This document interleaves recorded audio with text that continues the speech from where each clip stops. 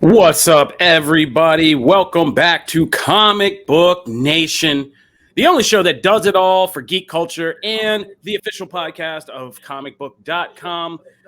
I am your host, Kofi Outlaw, and I hear myself echoing. Is that you, Matt? Are you echoing? Yeah, it's me. You're good.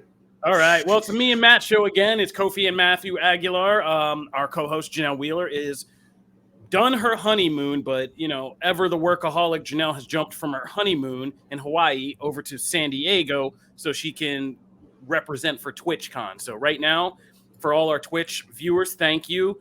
Janelle is representing for you and the whole Twitch brand out there in San Diego at TwitchCon right now. And as always, we wish her all the best while she's out there getting it. So have a good time, okay? And get that Twitch love. So yeah, and yes, some people have already, we have a dedicated fan base here. You guys noticed the change of scenery. Yes, I hit the road this week. I had to leave Nashville. I had to come and, when you get married, you have a whole other side of your family you eventually have to see. They eventually track you down. So I took a road trip with my family, and I am up in lovely Pennsylvania at my in-laws' house. Shout out to my in-laws.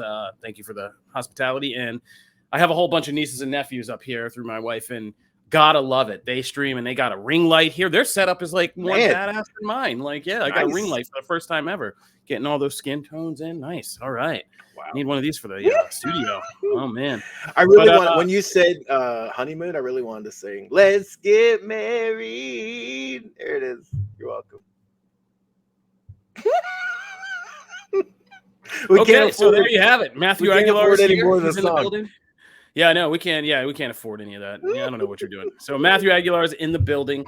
And we got a stat show, so let's get to it because there's a lot to go through. So as we are recording this right now, we have boots on the ground in New York City for NYCC. They couldn't afford to bring your boys at Comic Book Nation this year, but maybe next year we're working to the budget. We'll see.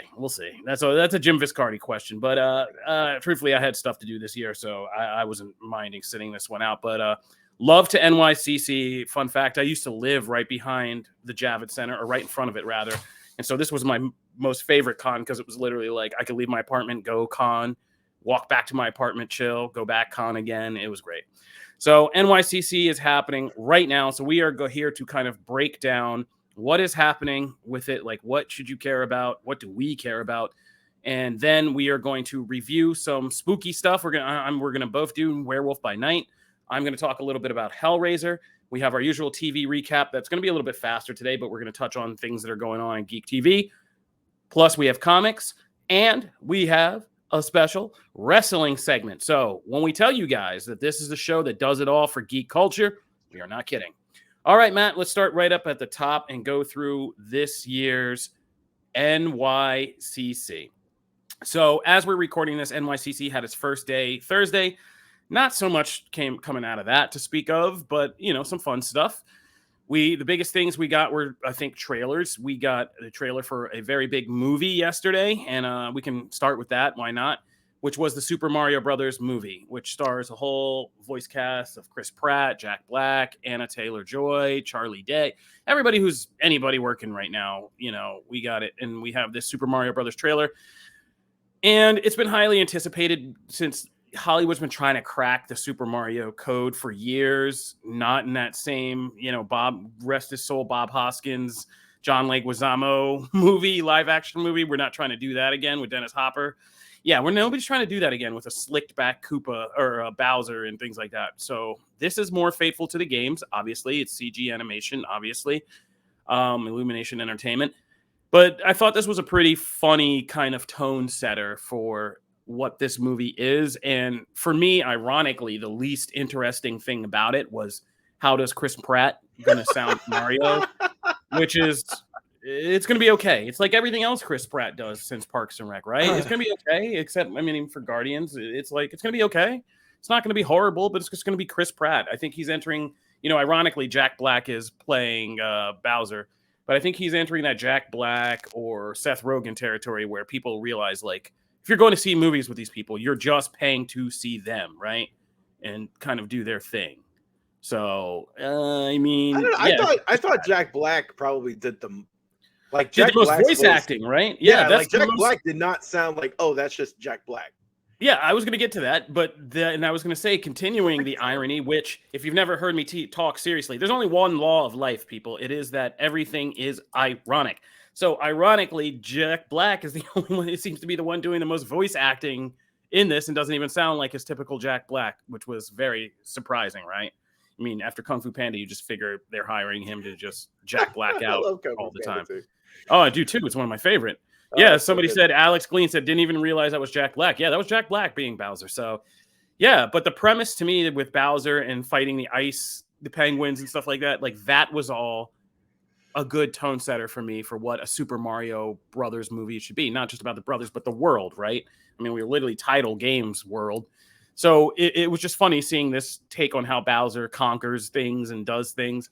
The Super Mario part looks like Alice in Wonderlandy, and he's landed in, Toad's guiding him as like the White Rabbit, but that's not the most interesting part to me. But I want to see how they bring in the Super Mario Brothers in the longer trailer, and I hope to see more of Chris Pratt. I'm really curious about Charlie Day because you guys know I love It's Always Sunny in Philadelphia, and I'm really kind of curious to see him as Luigi. So, well, we did get that extra little bit at the end, right?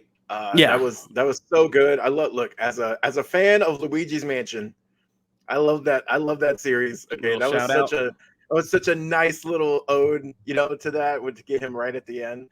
Toad was fantastic. The opening part, I just love the idea of actually having Bowser feel like the threat he's supposed to feel like, because he's taking over all these over like small cities and stuff.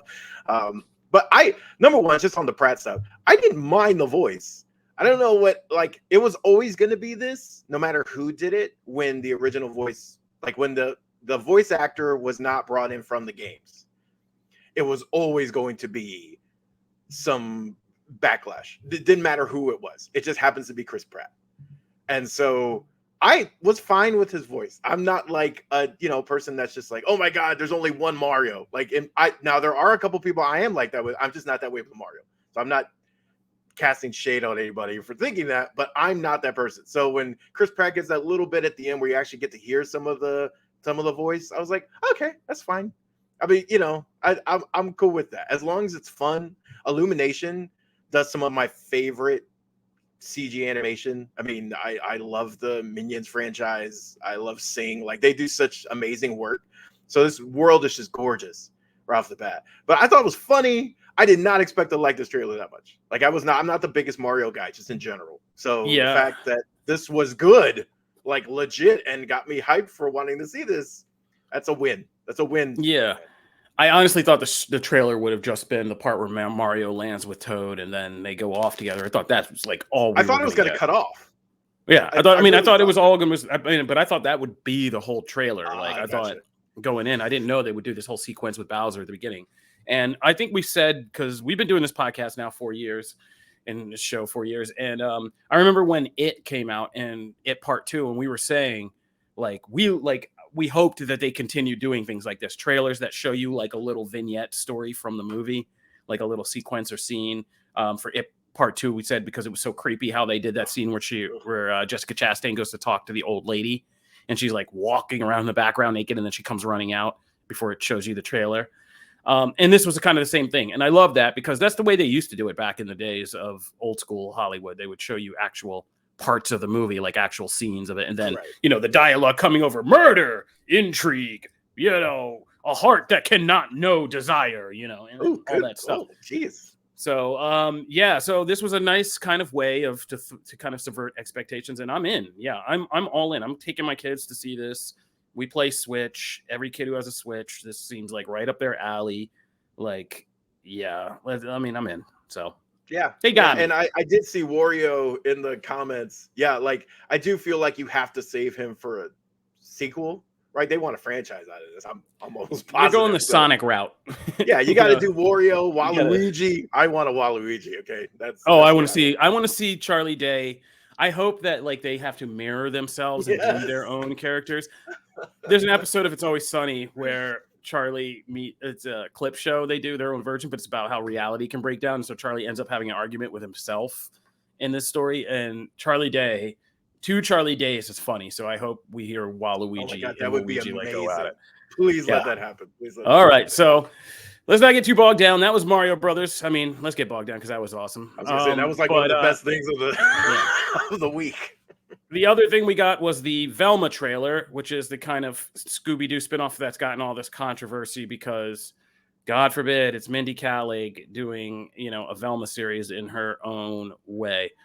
But I thought Velma looked pretty funny. I like Mindy Kaling, and there's just some funny ways in which she's playing with Scooby-Doo mythos in this trailer that I kind of found very entertaining. So I don't have like deep thoughts on Velma. I'm going to watch it because I like Scooby-Doo and I don't mind what Mindy Kaling's trying to do here. But I know that Matt might have a massive problem with all this because why would I have a massive problem with all this? I mean, Brown Velma, I know how you feel about these things. Yeah, I know. Yeah, that's really gonna bother me. If you guys are just listening to this, let's clarify before we get canceled. This show is hosted by a black host and a brown host, and we are just joking, okay? So everybody just chill out. Yeah, no, I love it. I mean, I didn't, you know what's funny though? I didn't even think about that. Like when I was watching the thing, but yeah, that's a bonus point. When we get a brown Velma, I'm totally up for that. That's a bonus point for it. But yeah, I think this one was more actually in line with like what you were kind of expecting from the Mario trailer. Like it's just enough to kind of give you an idea of what they're going for. It's not really, it's hard to get like a sense of whether I will love the series or not from this very small thing. But I like the animation. I like Mindy. I liked her in other stuff as well, aside from The Office, but I also adore her in The Office, right? So I'm down for this. I'm going to, after Harley Quinn and kind of seeing what they did there. And I remember watching the first Harley Quinn trailer and like I was excited, but like I didn't think it would be what it ended up being. And now it's like it's a fantastic show, and I'm like, oh, I look forward to it all the time. So here I've learned I'm not going to make any kind of, assumptions or anything until I actually really get to see a full episode. I'm excited. I'm down. Yeah. For it. I'm trying to think of what show. It's on the tip of my tongue, but like what show this reminds me of the animation style. Maybe Fairly Odd Parent or something. Anyway, it's that kind of veiny. I like the animation style. I like how they're playing with horror influences and actually like recreating horror scenes in this. The trailer makes me wonder, does Velma get like killed in every episode of these things? Because, is she the Kenny of Scooby-Doo? Yeah. I hope not. But it's an origin story, so probably not. But that would be funny if it was like some weird kind of sitcom effect. Yeah, I'm just kind of like, I love Scooby-Doo. So. Oh, me too. I grew up watching all those crazy Scooby-Doo cartoons, like the ones. Man, that's how. I mean, I have Harlem Globetrotter goals because of Scooby-Doo. But yeah, man, it just looks fun. It looks kind of funny. Again, I would need to know more than what this scene gets, but I put it on something like it gives me like something like a Mike Tyson's Mystery vibe. Like there's so much Mindy Kaling in that, like that. In the kind of humor they're doing, I just want to see more. But we'll see. Velma, I am not against you. And James Gunn did do Scooby-Doo movies, which is wild when you really think about that. I keep forgetting. I remember the movies, but I keep forgetting he actually did them. Yeah, right. Wild stuff. I like those. Freddie movies. Prinze Jr. Isn't that how Freddie Prinze Jr. and Sarah Michelle Gellar got together? Freddie Prinze Jr. Babies were made from that Scooby-Doo movie. Those movies also had a wonderful Velma. Linda Cardellini was a great Velma. Oh my God! When you're Velma in that role, like your third role is Linda Cardellini, you are firing on all cylinders. So shout out to James Gunn. And a fantastic Shaggy, man. Like I thought casting was great on that movie. Oh, so, yeah. No, those movies were good. All right, Matt, before we get into a preview of what we're looking at for the rest of NYCC, did you want to talk about your comic news? Oh, yeah, just a couple things. It is a Comic-Con, guys. Yeah, just a couple things, and more things obviously will follow in the panels over the weekend. But DC actually got a few out of the way. They announced their big event for 2023, which is the Lazarus Planet, which is actually spinning out from the Batman versus Robin series that we actually covered a few weeks back. The first issue, issue 4 of that is kind of what is going to set off everything for this next big event. This will be next year's big event, but I'm sure we're going to see some more teases and things like that. Essentially, the volcano, the Lazarus volcano, explodes, and because of all the stuff that's flying everywhere, all these like power mashups are going to happen. Heroes are going to get like different abilities. It looks like some are kind of be combined in different ways. The artwork, you can actually check out the preview on comicbook.com for your look at artwork and everything. But it looks fun. I tend to be one who's a sucker for these types of events, you know, these events that like mash everybody's, you know, powers together and change everybody. I mean, as an Age of Apocalypse fan and also Future State, I thought did this really well. There's something to that, right? Changing the timeline, changing things. No timeline things here, but powers and stuff. That looks fun. So I'm excited. Superman of Zen Oh man, we got Dr. Fate, Batman in here. Red hat, red hood, red bonnet, red yarmulke. I guess we can throw in there for some flavor. I do love. There's one in here. I am very intrigued by Doomsday Martian Manhunter. There's a design on one of these that looks like that looks like Martian Manhunter. Red do-rag. Probably, yeah. Really? Wow, that's a good one though. I'm amazed that is good not already in. I would actually read that comic. We need more black heroes, right? So yeah, red do-rag is I'm down. And then in the Marvel side of things, an announcement that will make Nicole, comic books resident Namor diehard, very happy is that we're getting Old Man Namor. We're actually getting, you know, the Marvel books have kind of played with this concept a lot, showing us this possible future. In this one, this is kind of a very like Waterworld scenario. Like most of the Earth is submerged, and so it's like 100 years. Is it 100 years in the future? And Namor is still 100 years in the future. He's still ruling over Earth, and it's kind of a look at this, you know, more seasoned Namor. This is intriguing to me because like one of my biggest issues with Namor as a character typically in the Marvel comics is like, I don't know, there's a lot of times where like this guy was supposed to be ruling a kingdom and still acts like a pissed off kid. And I get kind of like that balance sometimes is not maintained for me. So I very much tune out sometimes in the comics when that aspect of him is kind of pushed. So this seems to be anyway the polar opposite, right? We have a very seasoned king. He's now ruling over the majority of the Earth. I'm actually interested to see like how that character evolves. So that is also coming, which is pretty cool. And you can check out a preview of that also on comicbook.com. So that's comics so far anyway. All right. Let's see. We have a whole list of things that are coming to NYCC that we are excited about starting today. So we're just going to put you guys on to some of them so you can keep an eye on them. And we'll probably be talking about some of the fallout from some of them next week. For sure. First up is Dan Harmon is coming to present Crapopolis, his new animated sitcom series. He and Justin Roiland, of course, do Rick and Morty. Justin Roiland spun out and did his own animated series, which is Solar Opposites, which is excellent and has a Halloween special out now. You should definitely do that. We have interviews with Roiland and the cast of Solar Opposite up with, Turn Up Charlie Ridgely did for us. Thank you, Charlie. But Dan Harmon is doing his own animated series too, Crapopolis, and it's coming out next year, and they will be kind of debuting that. As we're speaking, Good Omens, came back for season 2. The Prime Video adaptation of Neil Gaiman's Good Omens is back with David Tennant and Michael. Oh, I can't believe I'm blanking on his name. Michael Sheen? Michael Sheen. My goodness, man. I just love comic books comment. It is a big week for ankle wings. Oh, it is a very big week for ankle wings, and ankle wings are going to be a thing this Halloween. You better get ready. Yeah. So Good Omens is coming back, and they announced season 2 cast members. They just announced the release date, like right before we came in here, which was, I think I pulled it up. I did. Good Omens season 2 will be arriving in summer 2023. Chucky season 2, we don't cover it, but Chucky has actually been an interesting show, even though we haven't covered it. We didn't get too deep in Child's Play lore, but they are coming for season 2 to kind of show that off. The Wheel of Time and the Lord of the Rings will be. Oh, wait, before you move Chucky. Yeah. Here's the thing about Chucky season 2.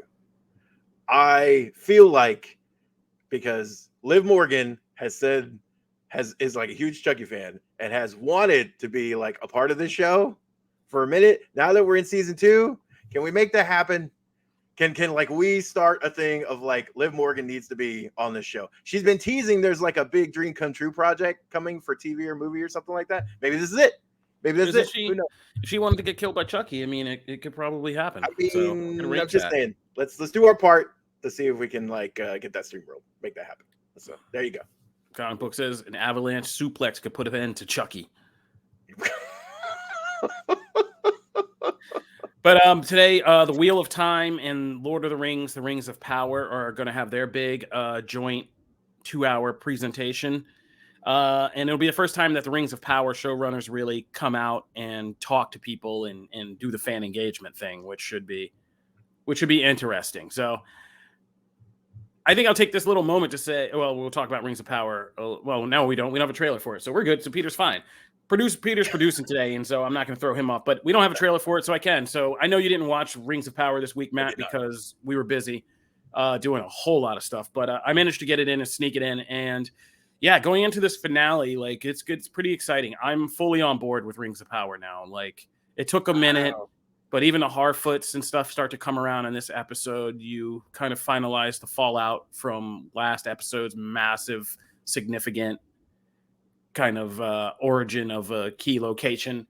And there's some other good things that, you know, Elrond and Doran, like their friendship, all that stuff kind of begins to come to a head. And yeah, I'm in for the Rings of Power. And I think I'm in now because at the end of this first season is where you begin to really see how they're kind of touching on things that are going to be so tragic that you're watching like happy moments between characters now or big things they think are advancements, but you know they're going to not work out well in the end. And you're like, oh, that's kind of sad or this or that. And so I'm enjoying it. So Rings of Power will be making its presentation at NYCC today. And yeah, the latest episode I found very entertaining as well. And I'm kind of in for this show now. And it's now like I'm excited viewing for it on Friday. So I'm hoping for a bigger, better season 2, which is underway, and Amazon's really trying to keep this thing going. For all my Teen Wolf heads, Teen Wolf and Wolfpack will all be kind of doing their thing today and kind of presenting Teen Wolf, the movie, which is coming up. One thing I'm kind of sad that we're not there to see is they're going to do an exclusive screening of Violent Night, which is director Tommy Wirkola, who did Hansel and Gretel Witch Hunters and Dead Night, which was the Nazi zombie movie in the snow, or Dead Snow, the Nazi zombie movie. He does these kind of weird, zany genre blends. And he has a new movie coming out called Violent Night. We just posted the trailer. It stars David Harbour as Santa Claus, and it's a Santa Claus Die Hard movie. That movie. Yeah, right. And I mean, it's down to the puns. He's cracking cheesy puns. Like it's time for seasons, beatings, and all that stuff. Like, line. Yeah, it's a great line. But it's Tommy Wirkola loves zany genre stuff. He never takes himself too seriously. And his work is always unique, and it's hard to sometimes place because Hansel and Gretel Witch Hunters was this martial arts action meets like European folklore movie. But it worked, and I love Jeremy Renner and Gemma Atherton in that.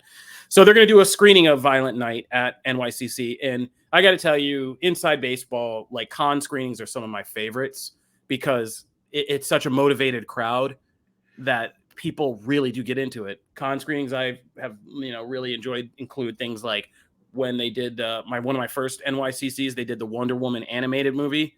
Oh, I know, I'm dating myself. I know, I'm dating myself. That's so good. 2009. And we got to watch that whole movie, which is one of the best Wonder Woman, things, period. And so that was awesome. This year I got to do Barbarian at a screening, which was really entertaining for that horror movie that like nobody knew about. People just wandered into this free screening we all did. And we're like, okay, well, I guess we'll check this out. And by the end, it was like, holy, what was that? Oh my God. So yeah, man, I think, CJ Dar. Yes, Violent Night sounds like it is going to slay at NYCC tonight. All right, so I'm mad to be missing that.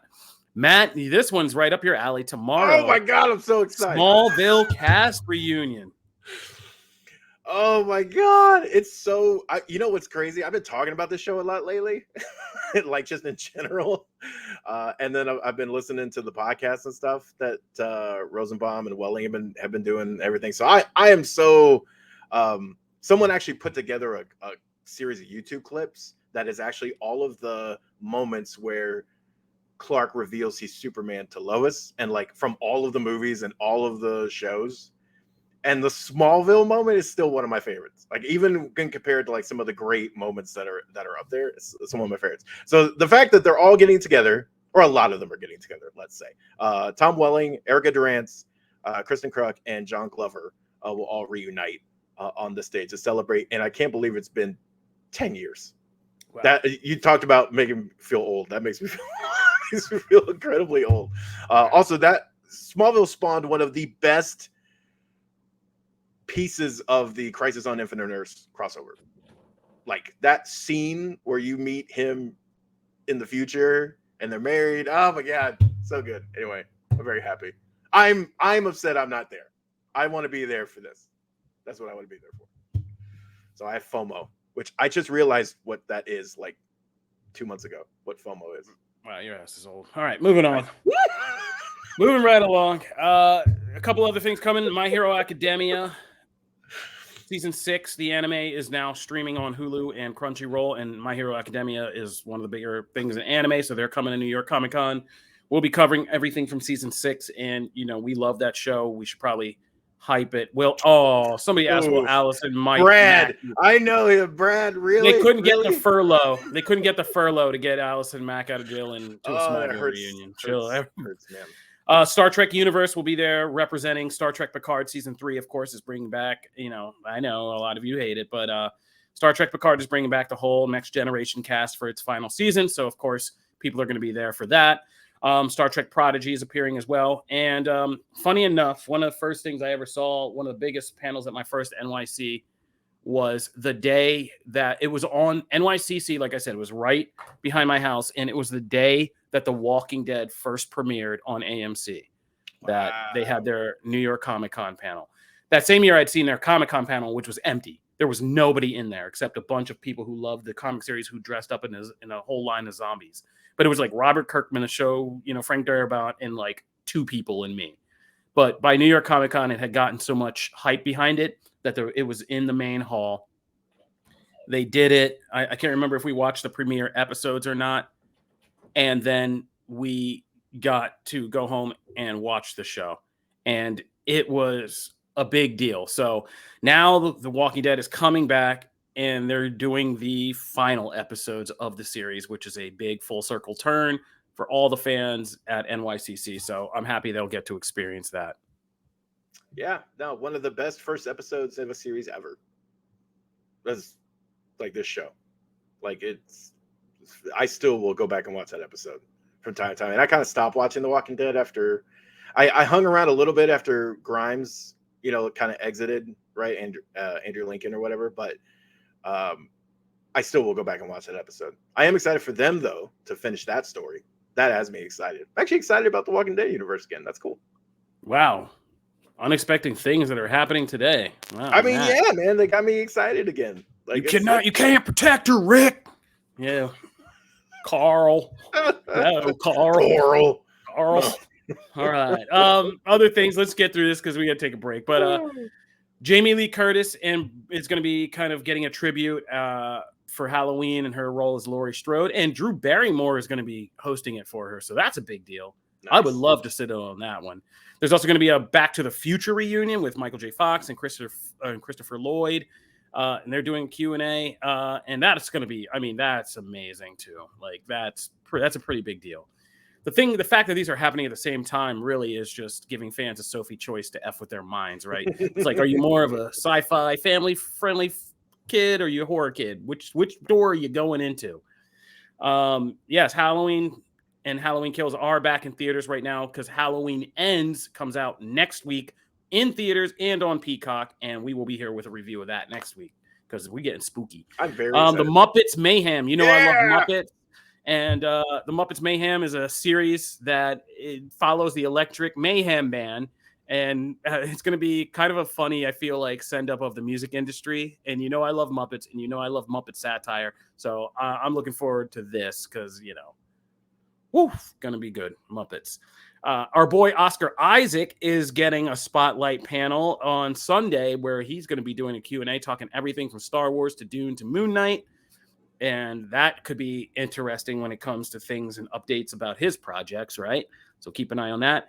They're going to screen the Winchesters for all my Supernatural fans. They're going to screen the Winchesters pilot on Sunday because Sunday is TV day. If you know your cons, Sunday is always TV day. So Winchester's pilot will be screening. It's a sequel series to, Supernatural. So we're going to get to see that. I didn't even know these were still for sure here, but HBO Max is coming back. Doom Patrol and Titans are still alive. Our girl Diane Guerrero is actually on the cover of a Latin magazine for being kind of a icon now. So they recognize her from Doom Patrol and Orange is the New Black and everything she's done. So yeah, our HBO Max DC series are still kicking, baby. And they're going to be at the socials there, and looks pretty spiffy. I'm sorry, what'd you say? Some of that Titans footage hit the socials, and it looks pretty spiffy. Nice. Pretty good, man. Yeah, Titans season 4 and Doom Patrol, what? Season 3, is it? What? Doom Patrol? Yeah. I have completely missed the boat on Doom Patrol, so No, it's season 3. Okay. All right. Yes. We also got the update for the HBO Max side right before we came in that Harley Quinn is getting a Valentine's Day special, which is pretty much at once. I'm sorry if we're overloading anything. We're just trying to give you guys, and you have to realize as we're saying this is a stuff from NYCC we cut down to just the stuff we thought we should focus on. So this isn't even everything. And finally, the thing I had to mention and the thing I'm excited for, Let's Get Weird, the Weird Al Yankovic story starring Daniel Radcliffe is coming out on Roku on November 4th, but they're coming to NYCC, and Weird Al is coming to NYCC. And that was, that's up there with like when Stan Lee would appear in these things, right? But you expect Stan Lee to be there. You don't expect Weird Al, so that's kind of a bonus. So shout out to Weird, the Al Yankovic story, and Weird Al. That's gonna be good. Yeah. So that's what's happening at NYCC this year. Spawn's coming out. I mean, Todd McFarlane says there's something happening with Spawn. We'll see. I don't know, guys. I never say anything until we actually get something. It's all connected. It's all connected. But that's a small preview of what's happening on NYCC. We sent Brandon Davis, Chris Killian, and Jim Viscardi out there to cover it this year. So they're in the trenches right now, running now. And Richard's out there. Are you show producer Richard? So he's out there, and they're going to be kind of talking to all the stars, doing a bunch of stuff and getting all the big scoops and all that for comic books. So keep an eye on our comic book homepage this weekend because a lot of NYCC stuff going down.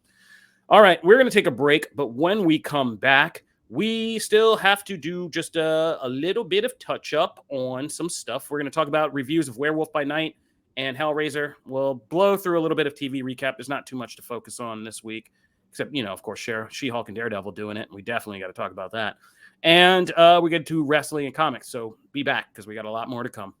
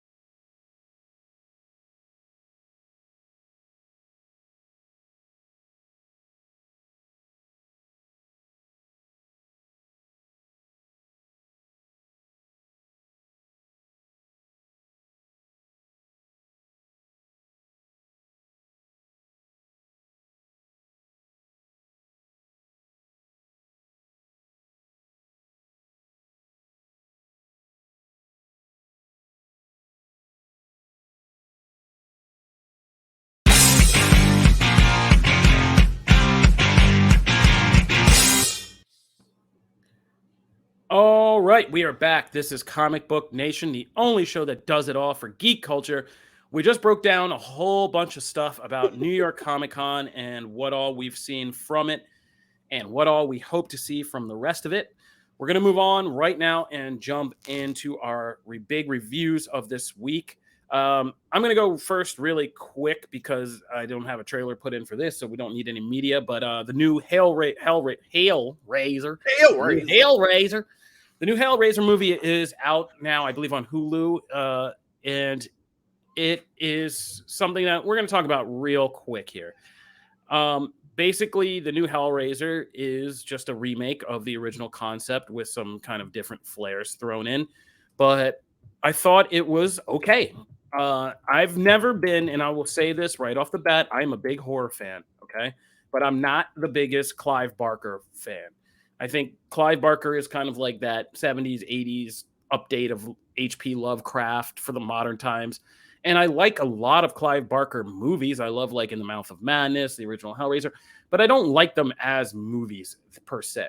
I like them because I believe Clive Barker is one of the best horror minds in terms of imagining horror and creating horror concepts since Lovecraft. Alternate dimensions, these beings like the Cenobites and stuff like that, I think are all very well inventive. But I don't think like the actual movie Hellraiser has ever gripped me as like a visual story that makes me want to go watch it over and over again. It's just, we knew what the Cenobites could do.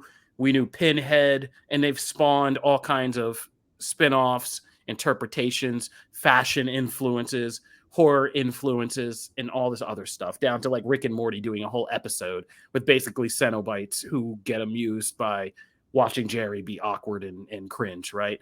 So, Hellraiser made its mark. I think that the new one can't overcome the challenges of translating Clive Barker's story. Again, these beings from this weird alternate dimension who explored space, went to such extremes, got this weird fetish for pain and all this stuff, and now can draw people in through this box as sacrifices and do all this weird stuff to them. It's a hard thing to show as a movie, right? Without dipping into just straight up torture porn or weird kind of hardcore S&M fetish eroticism. But to his credit, David Bruckner, who is kind of a up-and-coming talent who's done, VHS. He was one of those VHS guys who did VHS that. I found that creepy. Yeah, no, it's good. And they mined so much talent from that, right? Like they got so many new horror directors came out of doing that. He did The Signal, which was a cult hit horror thing. He did Night House and The Ritual, but which are all kind of like, The Ritual was a weird one, and he does like very weird kind of stuff. But yeah, this is pretty much okay. It's an okay reinterpretation of basically what Hellraiser is. And Bruckner kind of really borrows a lot from A Nightmare on Elm Street to kind of convey what these beings do, because they essentially just kind of invade reality and then suck people into these other dimensions, and then where they just disappear and then they get tortured and all that. And I'll say Hellraiser isn't torture porn. They don't go overboard with these scenes of like people getting their flesh peeled and stuff like that. There is enough of it to be gory and creepy, but where it should be. And I think he does enough to convey like what the Cenobites are and what they do in a competent way to get you to understand and appreciate the concept. And I think this will spell on more fashion, more kind of gothic imagery, more cosplay, and all of that because of the way they realize the Cenobites. And, the main Cenobite Pinhead one is played by trans actor Jamie Clayton, who was in Sense8 and a whole bunch of other stuff, and is excellent as this version of Pinhead, who is described in Barker's original thing as being this more weirdly androgynous kind of being. And so that's all good. But the main story with the human characters and all that, none of the human characters are particularly likable. All the actors are kind of okay. They're all kind of playing thin caricatures for the most part. And all of that is just kind of muddled and confusing as a story. But no more so than the first film, which had a guy who got shredded by the Cenobites, then got brought back as a human, like melting corpse, and had to get like his sister or lover, I forget which, to kind of keep sacrificing people so he could get back to being whole again. It's no weirder than that premise, because it was like literally a guy melting in the attic, like looking out the door at the woman as she's trying to make the moral decisions of whether to lure people up there so he can kill them and, absorb them and get healed himself. So it's as weird as the first movie. The first movie looks really dated. It looks, because I watched it. It was on Pluto one night. Shout out to Paramount's Pluto TV. It was on Pluto, and it doesn't look good, and it doesn't hold up well. It's just a weird movie. So I think this one is going to help convey to people what this whole mythos is for a whole new generation. And it's at home on Hulu. It's a safe watch, but it doesn't make Hellraiser any better. And I don't know if this is ever going to be like a successful, great movie, because again, it's a hard thing to kind of try to put into a cinematic story.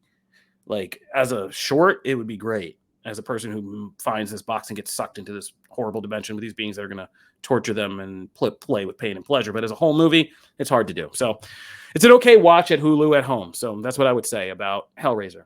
Now let's move on to something more exciting. Let's talk about Werewolf by Night.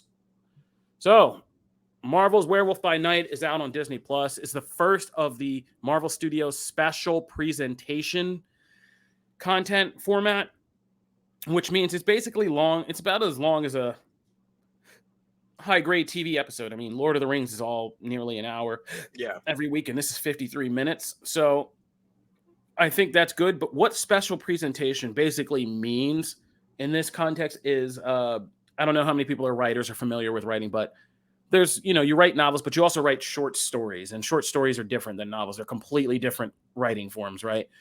A short story is one where you have to take a person, and the trick is plunging them into a situation, right? You don't have the time or space to explain the full backstory, context, origin, characterization of everything that's happening. You've got to get people to get and follow what is happening and then be able to infer a whole lot more from just details of story dialogue, because the characters aren't going to talk like, let me explain to you what's happening. They just talk as if they're in the moment, and you have to begin to build what all led up to this situation and what's the importance of it by the end of the story. And that's a short story. They plop you in what's called in medias res, and then you have to kind of build from there using key details and things you can infer to say what the larger story being told is. And that's what this special presentation of Werewolf by Night is, right? We get plunged into a very kind of milestone, pivotal point in Marvel supernatural lore, which is the death of Ulysses Bloodstone and the passing of the Bloodstone. And like our favorite comic stories me and Matt talk about on the show, it's a simplistic premise. It's one night, a hunt, and whichever hunter wins, kills this monster, can physically take the Bloodstone from the monster and become this new powerful monster hunter. And it's about who wins that fight and who ends up with the Bloodstone, of course, and who the monster is. And this is all part of it, right?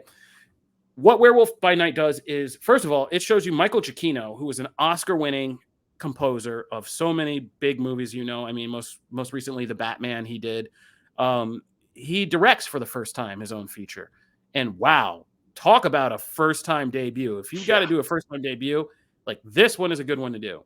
He nails classic kind of universal monster movie style, modern horror action moments, because there is a lot of action and some pretty significant gore and, pretty explicitly, not gory, but violent things that happen. Yeah, it's violent. That's how I would put it. Violent. Yeah, violent, right? And so he handles all that action is awesome, including like a big final action set piece is awesome. All the kind of stylistic flares, the Vincent Price of it all is pretty awesome in the beginning. There's just a lot of great stuff here. And the cast is really good. Gael Garcia Bernal is fantastic as Jack Russell. Laura Donnelly is, Matt got everything he could want from an Elsa Bloodstone, I think, right? Sir Gleam, it is a special presentation. It's not a series. It's not a movie. It's just 53 minutes of this one chunk of story from this one corner of the Marvel Universe. And it's not continuing. It's just this one story.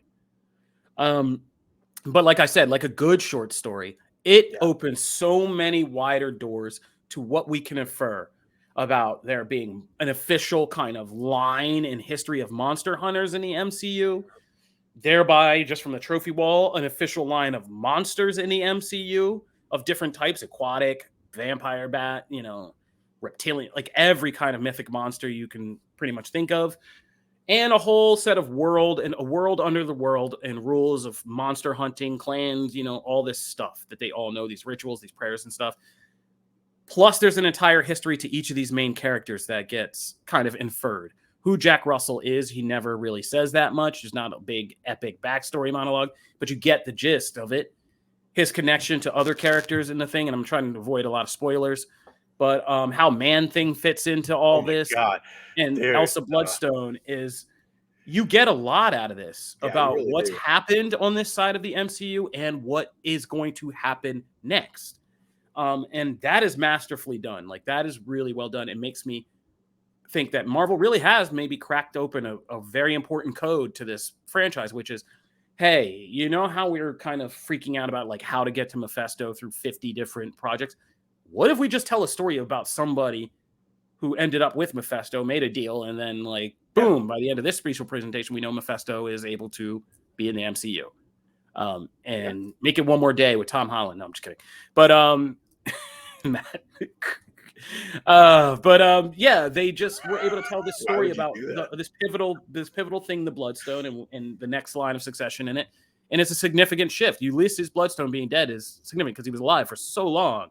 And so him dying and this doing, like, we don't have to go into a Ulysses, series. We don't have to do all that. We can now just start moving on this Marvel. So Blade, Moon Knight, anything they do with like Midnight Suns or any of these characters that we meet in this one coming together, like, is already exciting to us.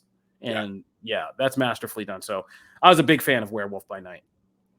I was like, I didn't know exactly what to expect. I didn't know how it would feel. Like, I was excited because the trailers looked interesting and I was down for Bloodstone, right? So I was like, okay, if you give me Bloodstone, I'm going to give you a shot. And I'm so glad I did, because that was fantastic. That was like, that 53 minutes went by like nothing. Like, it was so fun. I thought they did such a good job too of like really investing you into these quirky hunters. Like, they established them very quickly. I mean, you don't have much time to really get to know their personalities, but they come through. And, you're kind of questioning like everything right off the bat. Elsa coming in as the, like, I haven't been here for a while, like all that stuff that's playing out, right, is really interesting. You really do kind of get an origin story for her, but not in the traditional origin story way. Like, this is the origin story that I kind of like, right? Where it's very much, you start midway. I don't need a whole movie filling in all the blanks from before this happened with Elsa. I'm good right here. Like, this is my origin story. Let's move and get to being who I love in the comics, right? So Man-Thing surprised me. I'm not the biggest fan of the character. It's not even like I'm a hater. I just don't never really kind of vibe with that side of the MCU a lot, or with the Marvel universe a lot. So I just didn't really know what to expect. Wonderful. I don't know how you come out of this not wanting more of that character. You want to see more of that character. Man, the black and white was so effective. Like you said, the soundtrack was fantastic. So every so often, some of the action scenes, like, specifically dealing with trying to like avoid spoilers, mostly towards that final sequence, because you're really seeing it felt like anyway someone in a suit, and that was like, it melded with the kind of old school presentation of everything, so it was like I could ignore it, but it did pop out at me a couple times of like, that doesn't look quite right. And I don't know if Kofi, what I'm talking about, if you agree with me or not. I'm trying not to spoil stuff, but like, it's just towards the final fight, there's like one character that, I don't know, feels like for me stuck out a little bit, but it's just because everything else looks so good, and it looked good. I'm just saying, like, it didn't look as good as like some of the other stuff. I don't know, but that was me. That's a very small nitpick. I think, whenever you do something called Werewolf, this is why they don't make these anymore so often, right? Because it's hard. It's very hard to do a man wolf. It's easier to do a She-Hulk than a man wolf in a lot of ways. But I think they saved it for the end. I think that's doing it in black and white definitely helped enhance the character. But I think you're going to need to do some work. But it was a special presentation. They don't got movie. They only got so and it was much a very small nip. It doesn't look bad. I'm just saying it just there was a little bit of dissonance there. It just stuck out just a little, Oh yeah, no, it's always going to be. But I've never seen, except for John Landis and American Werewolf in Paris, like, I've never really seen a wolf movie that I've been like, oh yeah, like, there it is, like, that's a transformation and that's awesome. So, we'll keep going. We'll keep trying. But I think the consensus is easy. Go check out Werewolf by Night tonight if you haven't. This is a good spooky season, Friday night, weekend night, movie viewing, you are going to love it. All right. Let's talk about TV real quick. I said earlier I saw the last Rings of Power. I'm in on that. House of the Dragon, somebody asked about. Yes, we saw the last episode. I mean, I can't even say that much because by the time I finish the sentence, we're going through another time jump in the next episode. Yeah. And all those people like Aemon that I was like, Aemon Targaryen, you crafty little bastard. Like, it's going to be a different Aemon, right? So, yeah. I mean, yeah. Thank you for the trailer, Peter, but we're going to keep moving on because, we're looking forward to this week. It's a time jump again because we see Aemon at least is going to have his eye patch and he's significantly older. He's a man now. And so we're going to go through another time jump. And I wrote a piece on comicbook.com TV asking, is House of the Dragon moving too fast? Some people think so, but if you haven't figured it out yet, this show is basically just doing a hopping, skip, jump through significant family events. You know, crownings, births, weddings, deaths. Those are like the events that we've gotten, right? And every episode has, in fact, been centered on one of those things. Like the time that somebody was crowned or power changed hands. There was a wedding, there was a funeral, or a birth. So I think that to get to things like the Dance of Dragons, which is what people are really here to see, it's an interesting pacing choice. I think you could have maybe stretched out a little bit more, but it is what it is now. And by season 2, I know we're going to be ending season 1, setting up for Dance of Dragons in season 2, which is where we'll get the kind of a firmly established line of actors, all adult actors, and seeing them, all these factions kind of go at it. But this last episode was great. I've been really enjoying the show. But right now, I got to say, I think they're pretty evenly matched, Rings of Power and House of Dragon, because House of Dragon has slowed down a little bit. Not badly, not in any kind of bad way, but it's slowed down a little bit while Rings of Power has kind of come up a little bit. So they're kind of evenly matched for me. But do you have any thoughts, or can we move on to She-Hulk? No, we can move on to She-Hulk. Yeah, I think you summed it up real well. Yeah, She-Hulk, man. This week, a lot of Marvel bros are out here mad as hell. I don't know why, because they got Daredevil back finally, but it was comedic Daredevil. It was funny Daredevil. But I think we've established this, and if people are still not getting this, like, She-Hulk is a comedy, and they do this in Marvel Comics. Like, we did Damage Control in recent weeks as comics, and so I don't know what we're doing here, but She-Hulk is a comedy, so things are going to be funny, and everybody who appears on that show, no matter how serious they are in their own thing, it's going to be funny. So Matt Murdock and Charlie Cox showed that he can actually be really funny, and like it's okay for Daredevil to have some humor, and Daredevil got laid, so awesome, you know, and it was less sad than the Netflix series, so...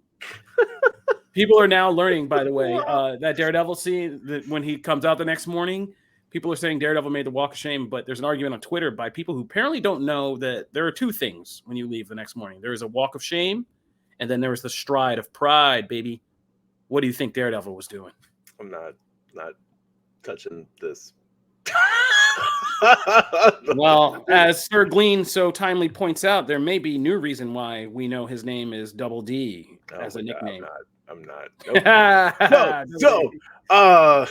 Thoughts on She-Hulk? Because once is not enough. Oh, stop it.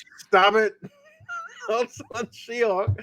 I feel like I don't even care about the people that are. I don't know. People have been called. There's this faction of people that have been calling for Daredevil this entire time, forgetting that's like a She-Hulk series. Like, it's not a Daredevil series. Daredevil's getting his own series later on. So they were all mad that it took this long to get him, and now they got him. And well, he's comedic. Crazy spoiler alert. He fits within the framework of the show. It's not like Gore, who feels like he's in a different movie than everybody else. He's in the show and he fits and he has the same kind of temperament and comedic style. Like, duh. Like, of course that was going to be the case. I like him. Those people are stupid. Yeah. I'm sorry. Charlie Cox come with me with a logical argument and I'll give you the time of day, but that's just stupid. That's not what it is. So I enjoyed it with Matt Murdock. I enjoyed it. I thought he was great. I did actually enjoy that you actually got to see like a little bit more of that fun, charming side to Charlie Cox. Like, you got to flex that a little bit more. He was charming and funny in the original Daredevil series as well, but that series is just innately darker, and he doesn't have as many chances to do that. It's kind of like gallows humor and stuff. Yeah, so it was cool, there was man. a lot like. Yeah, him just like flirting with Jen and Tatiana Maslany. They have great chemistry. Like they were funny together. And it was great. Yeah, I am not hating on one thing. We think we found out who Hulk King is, and it's that creepy guy that's been at the firm, or that's just another misdirect. We'll probably find out. Next week is a finale. I loved her breaking the fourth wall and saying, "Oh, we're doing this extra set piece. Oh God, does that mean the finale coming?" And it's going to be like either a Red Hulk or I get fridged. And I was like, oh my God.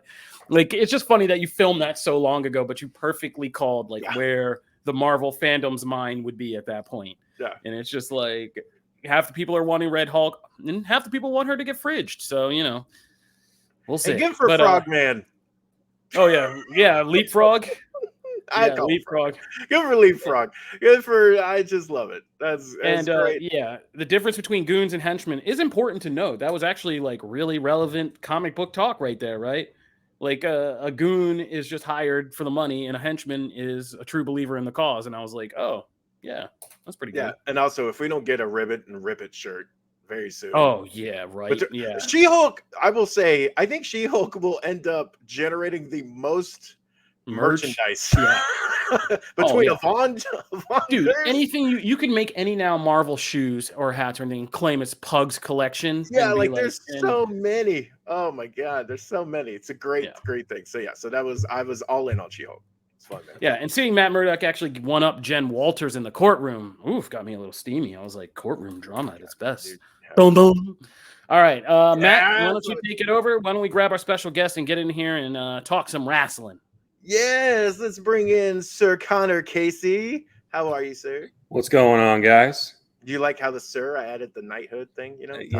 Sometimes you have to acknowledge me, Matthew. Oh, there it is.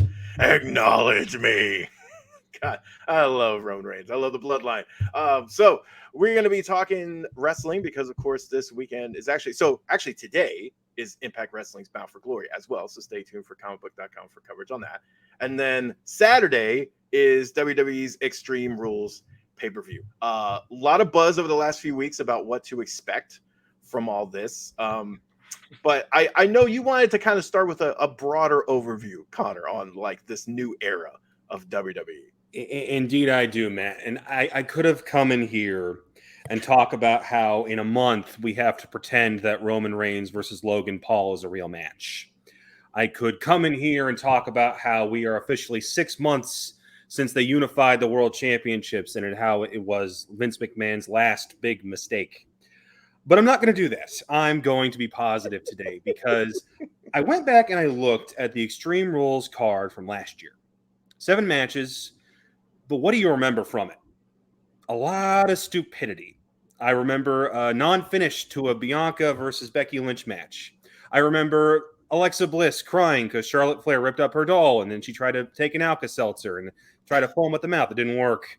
And then I saw what might be the worst finish to a pay-per-view in the last 10 years, making Finn Balor look like an absolute dork. Yeah. And killing the demon gimmick forever. You had something that could have been the next That's Gotta Be Kane moment, and you made it completely irrelevant. Yeah. But look at where we are now. 6 matches on a Saturday night card. All of them have stipulations instead of just one. Thank the Lord. All of them sound fun. We get the fight pit for the first time on the main. Yeah, we do. And if you're not an NXT fan, that's one of the craziest matches they got right now. I want Triple H to make that his Hell in a Cell. Make that be, okay, we've had this feud go on long enough. It's got to end violently. And have it in the fight pit. I love that idea. And I love that they're doing War Games. A former UFC champion to referee this thing, to give it a little bit of legitimacy. And I have a hunch he might be sticking around for a little bit longer. But I think overall, just looking at this card, it's emblematic of Triple H is just a better booker than what Vince McMahon had been offering us for the past few years.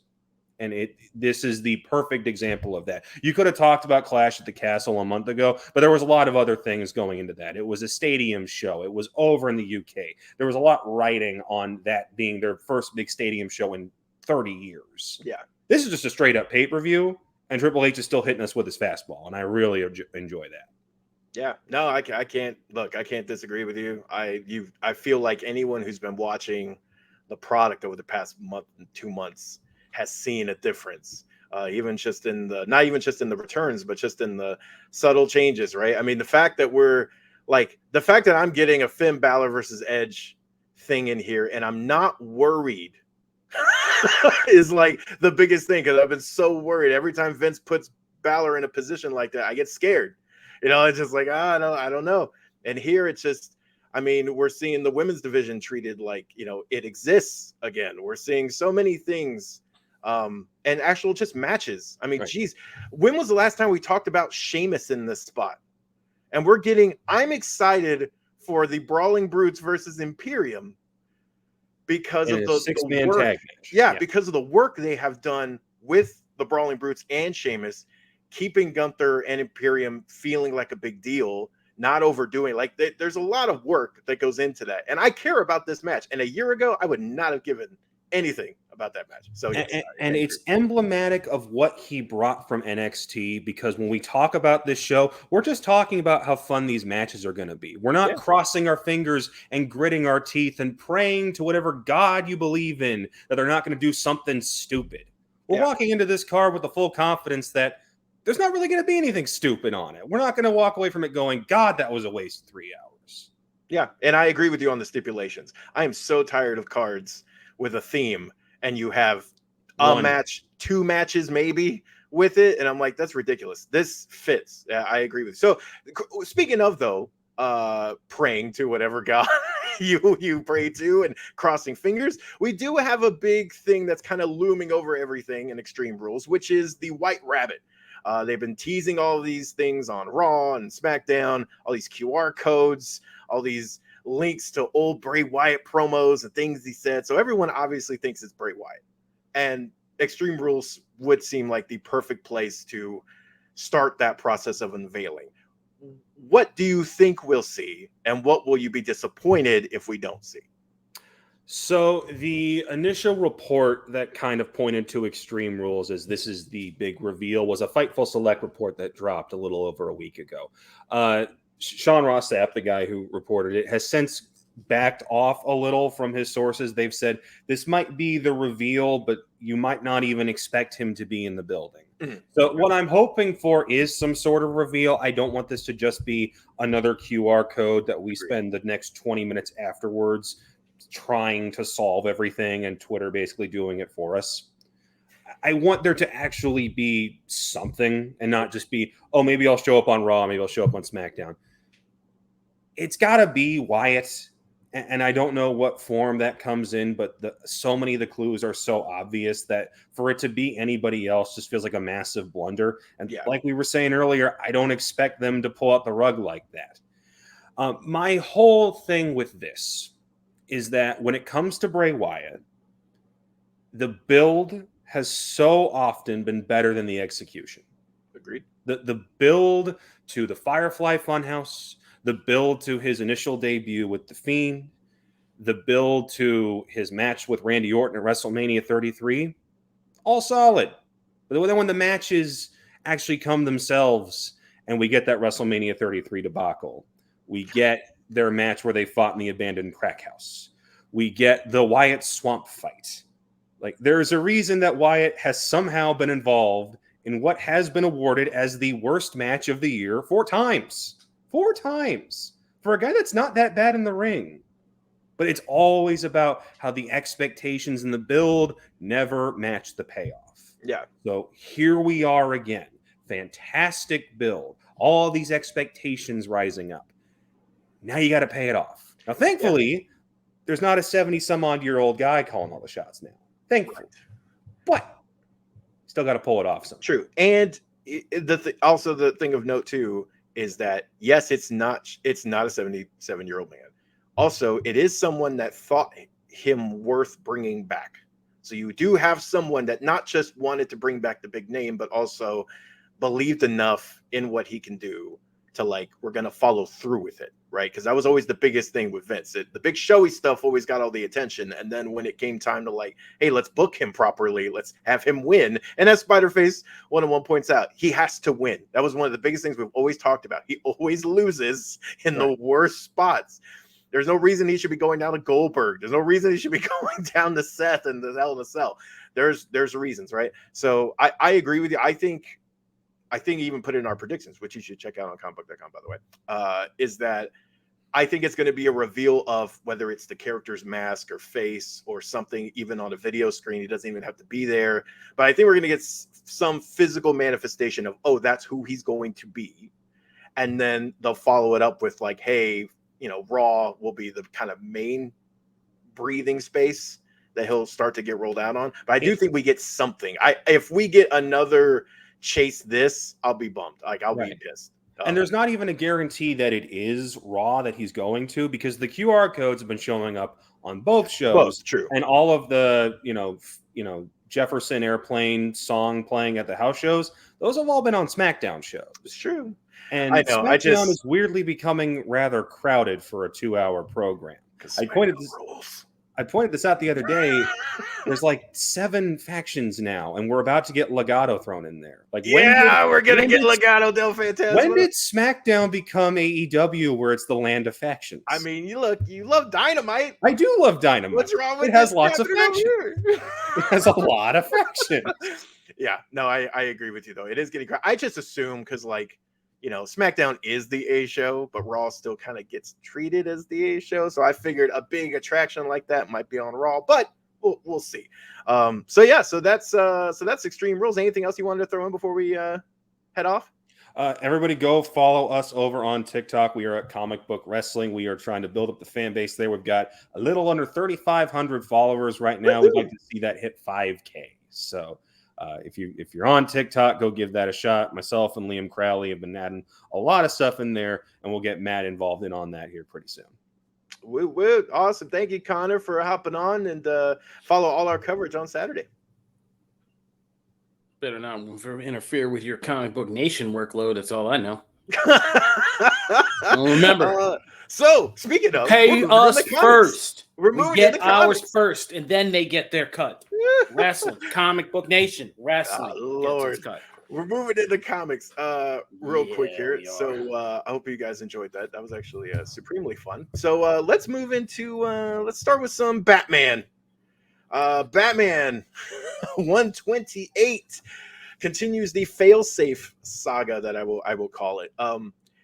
Man, I know there's Batman burnout, but good Lord, I'm just loving so much of like Batman stuff that's coming. I almost feel like I'm part of the problem. Like we're the issue. Maybe because like people keep buying Batman. So I don't know. It sells, right? Like they don't make stuff that doesn't sell. So Batman 128, I love this. We talked about this last time because it was kind of taking ideas and seeds from Tower of Babel, one of the best Justice League stories that's out there. And now we kind of see that even enhanced because we're seeing, it's cool. We're kind of seeing that story through Batman's eyes, but Batman is an unwilling participant in this story. We're seeing the fact that he's watching, you know, essentially what was an idea of his younger self and very cocky and, you know, probably overly paranoid self destroying his friends. And this time though, it wasn't like him in the driver's seat. So he's watching all this happen and the Justice League's getting involved. And I also, you know, it's always interesting too to see like what writers can come up with as far as like how to take down superhumans in just a few ways. It's always interesting to see how they kind of riff on that. So I love this issue. Again, there's just heart stuff like the him and Tim Drake scene. There's a scene between Bruce and Tim Drake that's just fantastic. Some of that stuff is just great. There's a heart that really grounds it all. But man, I love this. I don't know. I'm all in on this. Yeah, you want to talk about jumps? We were hard on James Tynion about some of the drastic ways he jumped forward in like the pacing of like Joker War, being like, oh, we felt like we just got Grant, and now like all this stuff is happening, and like where is this happening, and how is this happening, and like what's going on? This Chip Zdarsky's doing a masterful job of kind of moving the pace and even taking big leaps. Like, yeah, this book brings in the Justice League and Superman, and it still deals with it in a kind of way that's fitting to the story. And then we have this big leap at the end for what is essentially a soft new premise to a whole new story, which is like City of Failsafe, right? You know, Bruce gets so injured and beat up and he can't be saved by the Justice League because this idea, and I'm loving that Chip Zdarsky's committing to the idea that because Batman did this and he did it by removing his conscious self from doing it. And so it wasn't Bruce Wayne with like any of the compassions that Bruce Wayne might have. It was the Batman of Zen-Ra who was just, you know, total mission mode Batman. And so this robot really can take down Batman, but therefore by extension, it also has the skills to take down the Justice League and non-lethally if it wants to, which is a very interesting way it's going about things. But it is unstoppable. And it's not so easy as like some stupid trick. Like, yeah, Batman gets dumped out of a plane to save Superman's life because he's like, well, Superman's going to die if I don't do something because he gets poisoned by kryptonite. Like he has to draw the robot away. So he dumps himself into the ocean and passes out hoping Aquaman would save him, wakes up 2 weeks later, and it's a whole different world. Failsafe is locked down Gotham, and it's a whole different kind of story now, right? And so, like, yeah, it's a big comic book story, but the straightforward premise, again, get back in Gotham, shut down Robot. And like you said, Chip Zdarsky is just so good at taking these little bits and pieces of Batman mythos and really just jumping deeper inside of them and opening them up and saying, here's why I've personally sat around a lunchroom and talked about why these things are interesting. And like, you're like, well, yes, you are correct. Like, that is interesting. Like if Tower of Babel ever did get to like what Batman did to stop Batman, it would be pretty nuts. And this is nuts. So yeah, I'm enjoying this. And yeah, it's a sad time. It's a bad time to be going for Batman Burnout because we got this. I don't know if you guys can hear the lawn cutting. People are deciding to cut lawns now. I can't hear you. It's awesome. Yeah, Joker Who Stopped Laughing came out, and now we're up to 2 Jokers again. We were back down from 3 to 1. Now we're back up to 2. So to 2. Yeah. And Flashpoint Beyond's hitting, and we also have Batman the Night that's about to end. Like, there's a lot of great Batman stuff out there. I mean, like Batman's becoming more exciting for whatever reason. Nobody saw it coming, but Batman suddenly is more exciting as a per character. So let's move into one of Marvel's equally iconic characters, Spider-Man. Spider-Man got his own #1 over here. Now this is the Amazing is still the core book. Spider-Man kind of ties into that, but the biggest thing about Spider-Man is that it unites 2 very, I'm trying to find another word like other than iconic, but I guess iconic works. I mean, two very character creators synonymous with the character, and Dan Slott and Mark Bagley. These 2 are like have created some of my favorite Spider-Man stories in the past individually, and now they're coming together for this. He's why I got into comic books. The first 2 comic books I ever got were for myself. My older brother, who's 10 years older than me, he had all the ones from the 70s and 80s, and I read those crazy. But the ones I ever bought myself was Jim Lee. It's Jim Lee's in Claremont's X-Men 1. The Magneto cover, and Spider-Man 3, Amazing Spider-Man 363, 364, 365, one of those. The first Carnage issue. Yeah, there are certain. It would be an interesting discussion at some point to see like what artists define a character for you. For me, like there are artists that define like when I started characters, and they will always be synonymous. Joe Mad is when I really got into X-Men. Oh yeah, I will put that like that era is defined by his artwork, right? Mark Bagley is the same with Spider-Man. There's that character, I just know his artwork. So having them come together is great because I really enjoyed Dan Slott. Dan Slott takes big swings with Spider-Man, and some of them haven't worked, but a lot of them did. And so having them together here, they start with the new status quo that Peter is actually working for Norman Osborn.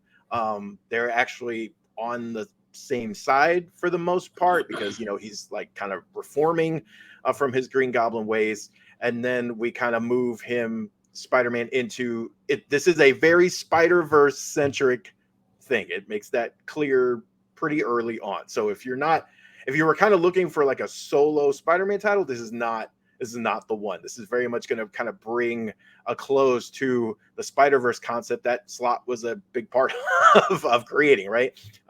So we get a lot of the characters. There is one thing in here that is egregious, and I will say it now, and I'm going to spoil it because it's Friday, so it's been out long enough. I loved this issue. I thought this issue was really fun. The banter is like classic Spider-Man. The artwork is great. There's some great splash pages and action sequences that just kill. Like this is a match made in heaven, and I enjoyed a lot of this. However, if you're going to do a death for shock value, do not make it one of my favorite characters, Jessica Drew. How dare you? How dare you, sir? Make it Spider-Woman.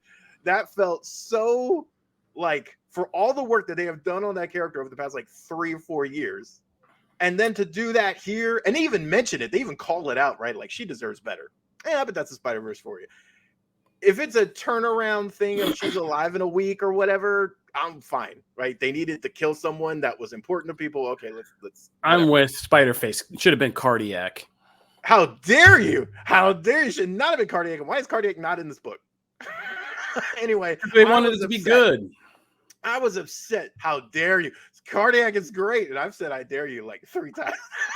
Anyway, I'm getting very upset. I'm getting very emotional in my feelings right now. All right, so you should not kill Jessica Drew. That was total for shock only, and it pissed me off. However, the issue as a whole was fun. I enjoyed it. That's my soapbox. What did you think of? I've hated the Spider-Verse. I really have. I don't think the comics ever did it well. I think it always just got so hokey. I hated the spider totem, spider gods. Like, all that stuff is stupid. Spider-Man got bit by a spider. He became a Spider-Man. You can have other universes where that happened to other people. And I think, Into the Spider-Verse came along and embarrassed Marvel Comics in a way. Because the people who made Into the Spider-Verse actually made the Spider-Verse something you can enjoy and care about on a deep emotional level. And the comics never did. The comics never made Spider-Verse an emotional story. It would just always seem so hokey and hacky to throw as many different Spider-Man variants or explain people coming back as you possibly could. And I thought Moreland always looked like a Morbius knockoff who was a weak villain, right?